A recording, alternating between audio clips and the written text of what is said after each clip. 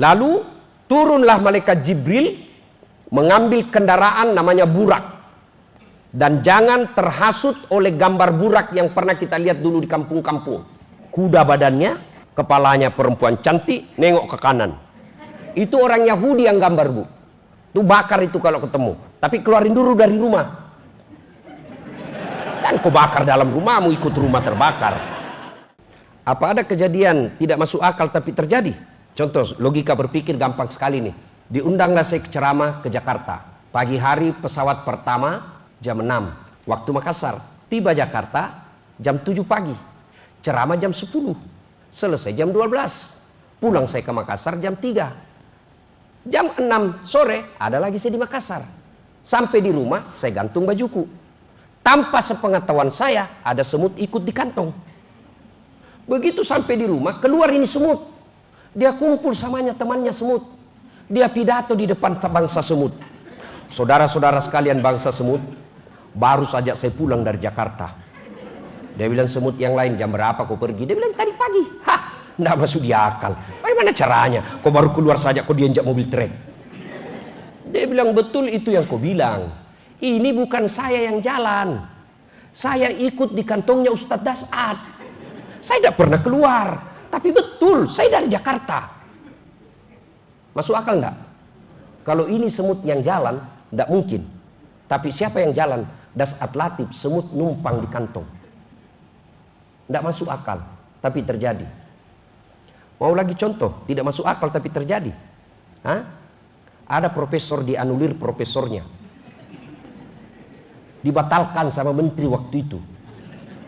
Malah jadi kepala BPOM.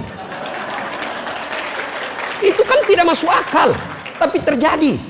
Iya toh? Ini pesan pertama banyak hal yang tidak masuk akal tapi terjadi. Mau lagi saya kasih contoh? Mau lagi? Hah? Kapling laut. Itu kan tidak masuk di akal, kap laut di kapling. Tapi ada, kita lihat ada. Iya toh? Itu semua tidak masuk akal tapi terjadi. Mau lagi? Mau lagi saya kasih contoh. Profesor di bidang hukum diangkat menjadi penegak hukum, justru ditangkap gara-gara melanggar hukum. Itu kan tidak masuk di akal, tapi terjadi. Tidak usah kupersoalkan ini soal masuk akal tidak masuk akal. Banyak kejadian tidak masuk di akal tapi terjadi. Dan saya yakin menurut saintis nanti kejadian Isra Mi'raj bisa dibuktikan secara teknologi. Coba barangkali waktu itu kita sudah tidak ada. Bapak Ibu yang masuk hidup lahir tahun 60-an. Itu dulu kalau orang mau menelpon, dua dipanggil Pak, dikasih begini. Ya Prof ya, baru diputar. Halo, halo, Jakarta, ujung pandang, halo, itu dulu. Tidak pernah dibayangkan sepupu kita yang ada di Madura bisa transaksi garam dengan sepupunya yang ada di Amerika melalui video call. Hai, ini garamnya. Tidak pernah dibayangkan orang bisa bicara tanpa kabel. Isra Mi'raj ujian keimanan buat kita. Bagi kita orang beriman tidak ada yang tidak masuk akal. Itu poin pertama. Kedua, kenapa Nabi diisrakan? Dalam Islam ada 2 tahun yang aneh-aneh namanya. Pertama, tahun kelahirannya Nabi. Disebut tahun apa Ibu? Tahun gajah. Yang kedua, tahun Isra Mi'rajnya Nabi. Disebut tahun duka cita. Kenapa disebut tahun duka cita? Karena ada 2 orang dicintai dan mencintai Nabi meninggal pada tahun yang sama. Siapa? Siti Khadijah istri beliau dan Abu Thalib paman beliau.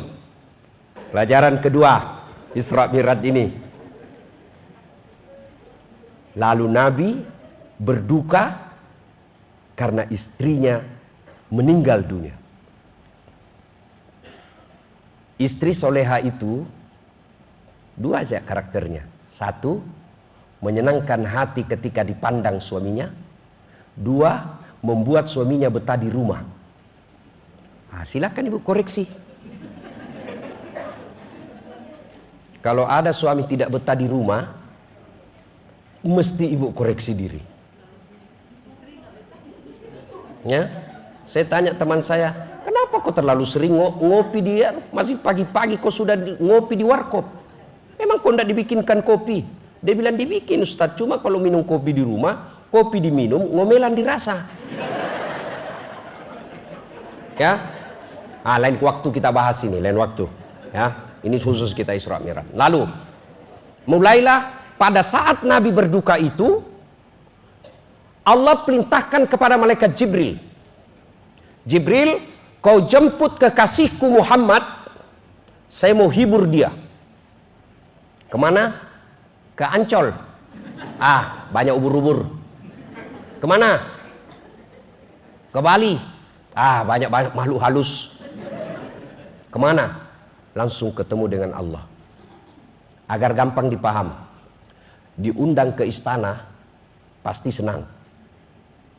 Tapi yang jauh lebih menyenangkan, ketemu pemilik istana, presiden. Ini diundang oleh Allah, suatu kemuliaan. Berdialog dengan Allah pasti jauh lebih mulia. Ibu, bayangkan kalau tiba-tiba dapat WhatsApp dari Bapak Prabowo dengan hormat mengundang ibu makan malam. Saya yakin itu WhatsApp diumumkan satu kantor. Prabowo. Saya ajak dulu waktu Wapres pertama Pak JK, Wapres pertama, ada kan waktu itu belum ada namanya WhatsApp. Kartu lebaran. Istana Wakil Presiden Republik Indonesia mengucapkan selamat Hari Raya Idul Fitri, mohon maaf lahir dan batin. Taqabbalallahu minna wa minkum, taqabbal ya karim. Tertanda Muhammad Yusuf Kalla. Itu kartu lebaran saya, Prof. Saya bawa pulang kampung. Saya kasih lihat semua sekampungku, Wapres. Padahal Wapres sudah pensiun. Kita sudah bangga bagaimana kalau Allah yang mengundang. Lalu turunlah malaikat Jibril mengambil kendaraan namanya burak. Dan jangan terhasut oleh gambar burak yang pernah kita lihat dulu di kampung-kampung. Perempuan, kuda badannya, kepalanya perempuan cantik, nengok ke kanan. Itu orang Yahudi yang gambar, Bu. Itu bakar itu kalau ketemu. Tapi keluarin dulu dari rumah. Jangan kau bakar dalam rumahmu, ikut rumah terbakar. Ya? Nah, sudah. Mulailah Nabi diperjalankan. Subhanalladzi asra bi abdihi lailam minal masjidil haram masjidil aqsa. Diperjalankan Nabi dari Masjidil Haram ke Masjidil Aqsa. Kenapa harus ke Masjidil Aqsa? Tujuannya kan ke langit. Kan bisa dari Mekah langsung ke langit. Ngapain ke Masjidil Aqsa lagi? Boros. Sama kita di pegawai-pegawai negeri, ada SPJ tidak ada perjalanan, ada SPJ-nya, tapi lihat tidak ada perjalanannya. Sopir kasihan setengah mati pergi tanda tangan, dia tidak dapat apa tapi dapat dosa. Nanti orang-orang yang suka bikin SPJ palsu, Pak, itu nanti kalau di akhirat disuruh masuk neraka jalan-jalan. Nah, kau jalan-jalan, kau hobi sekali dulu jalan-jalan untuk kau masih aktif di pegawai ya, kau jalanlah sekarang. Kenapa mesti diperjalankan lagi ke Masjidil Aqsa? Kan bisa dari Masjidil Haram langsung naik ke langit.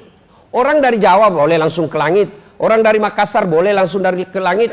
Sama kalau dari Makassar mau ke Jakarta, ngapain lewat Surabaya dulu? Boros anggaran.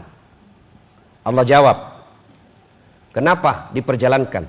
Linuriyahu min ayatina, untuk memperlihatkan sebagian, lihat, sebagian dari tanda-tanda kebesaran kami. Tidak semua, sebagian. Bagi dunia akademik, istilah mungkin cocok chapter, bab-bab kehidupan. Banyak kezaliman, banyak dosa, banyak maksiat, banyak sekali maksiat di dunia ini. Tapi tidak semua diambil dalam Isra Mi'raj, diambil sebagai contoh-contoh kehidupan. Sebagian chapter-chapter kehidupan yang Allah perlihatkan. Inilah tema yang betul. Transformasi nilai-nilai Isra Mi'raj untuk membangun BPOM yang profesional, amanah dan mendunia. Judul disertasi S3 ini. Beginilah kalau profesor jadi bos.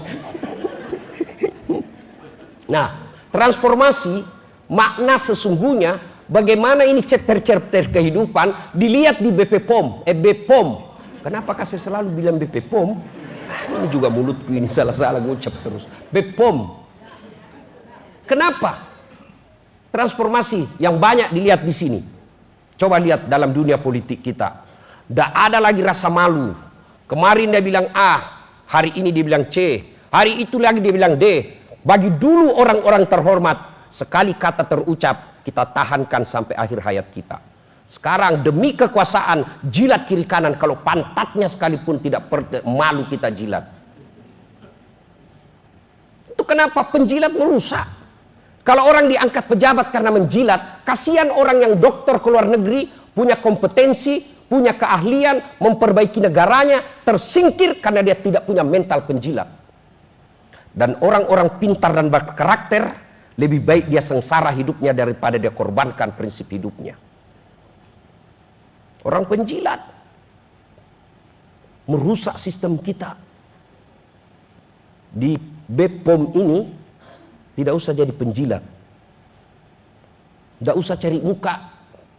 Ibu-ibu sudah punya muka. Dan sekarang Prof. Taruna tidak perlu dijilat karena beliau tahu mana orang yang kompeten, mana yang tidak. Tinggal siapkan. Bagaimana mempersiapkan diri? Isi otak. Sekarang hanya orang masa bodoh yang tidak mau pintar. Beda zaman saya dulu mau belajar, belum tentu ada kitab meskipun ada uang.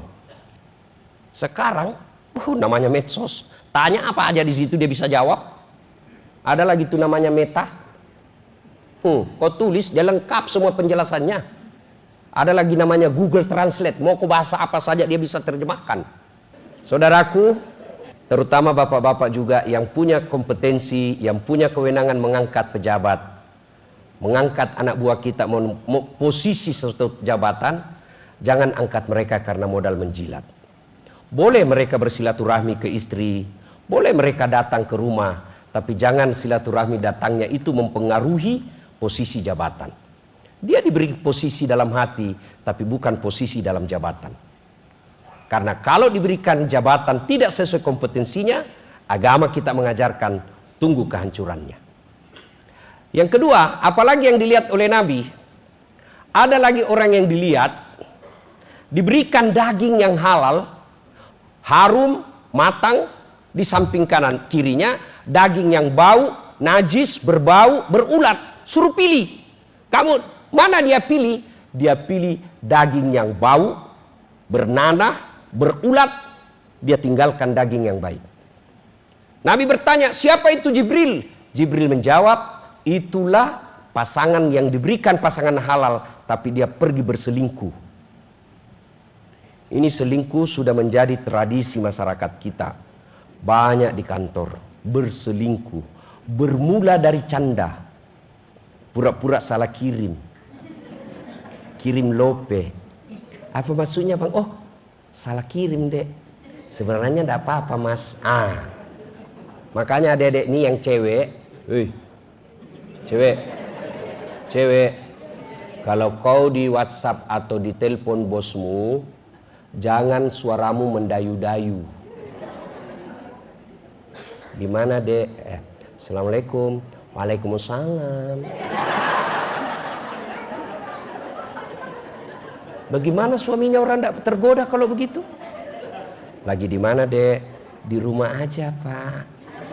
Lagi ngapain? Baring-baring sih.